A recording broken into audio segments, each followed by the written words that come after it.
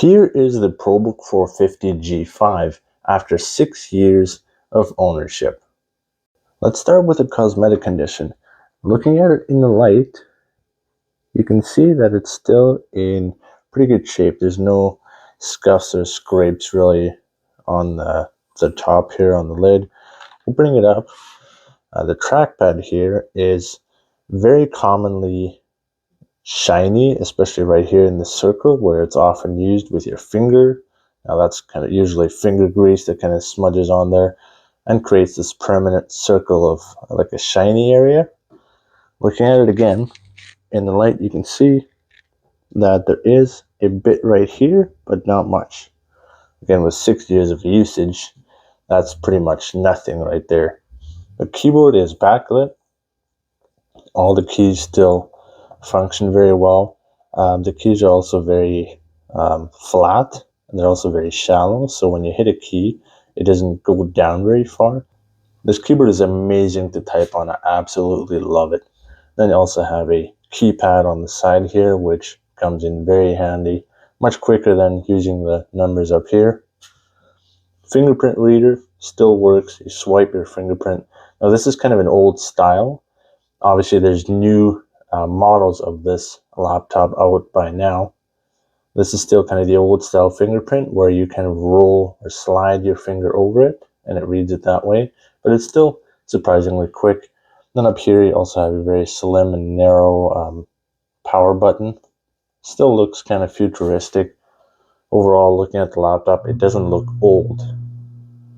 Even looking at the ProBook logo over here, it's still fully there. None of it is faded. It does have some damage on this corner here. This outer plastic here, the silver part, is cracked right here. And it does have a brushed metal-like finish or look, but it is just plastic. The display is very vibrant, and even looking closely at the screen here, if you compare this black to the black of the black of the screen is actually blacker. So this is not a touch screen. A lot of touch screen laptops, even the older ones from HP, if you have black colors, the color or the black looks very backlit. So even if you look at black screen, it's still very bright. On this laptop, it's more like an OLED panel. And looking around at the outside, even the bottom here, it's still all in very good shape. It does not have a DVD drive.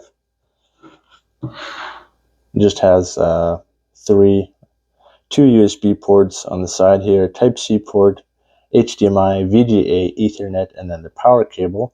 And you can also plug in your phone to charge or to transfer data with that Type-C port there. I'm surprised they already had that in the time this laptop came out. And on this side you have your cooling fan, a USB port, SD card slot, headphone jack, and that is pretty much it. If you want a DVD, you have to have a dongle. Few things about battery. I can still unplug this laptop and not have to worry about it. Still holds its charge very well. And now most of these laptops have lithium-ion batteries, and they can only be charged so many times until the battery just starts depleting and going down in just its lifespan. This battery is still holding up very well. I do keep it plugged in most of the time. That has probably helped significantly, but even after so many years, and obviously still a lot of battery usage, the battery still holds up amazingly well.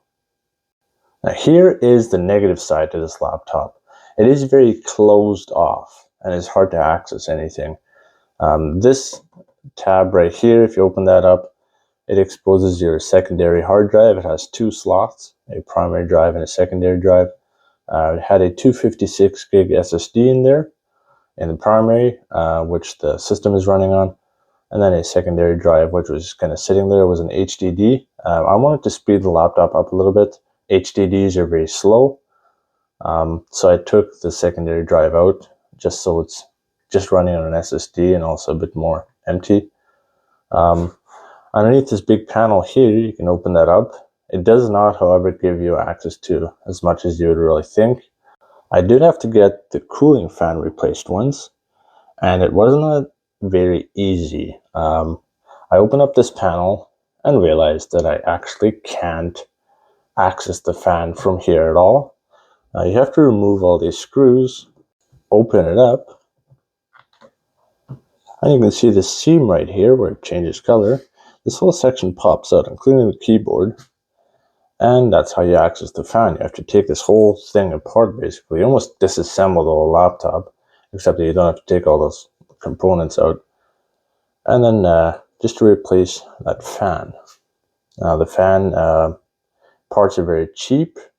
It's not necessarily expensive to buy the components for it, but doing the actual work to replace it, a little bit time consuming.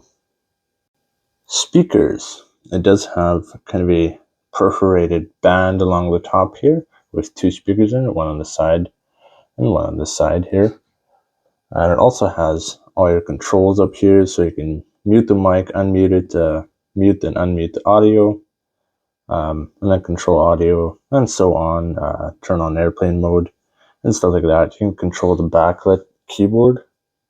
You can turn it on and off. So there's kind of one stage, a darker one, a brighter one, and then off. Fun factor, actually, when I got this laptop, the backlit keyboard was off, and I used it for probably about a month already. And then I just came across this button, like, what does that do? Then all of a sudden the whole keyboard lit up. Didn't even know I had backlit keyboard. And on camera, this surrounding area here around the trackpad and the keyboard appears to have kind of like a walnut kind of color, but it is actually just black. I'm not sure why it shows up like that on camera. It is black, just like the keyboard, just a little bit more glossy. Now here's a look at the specs.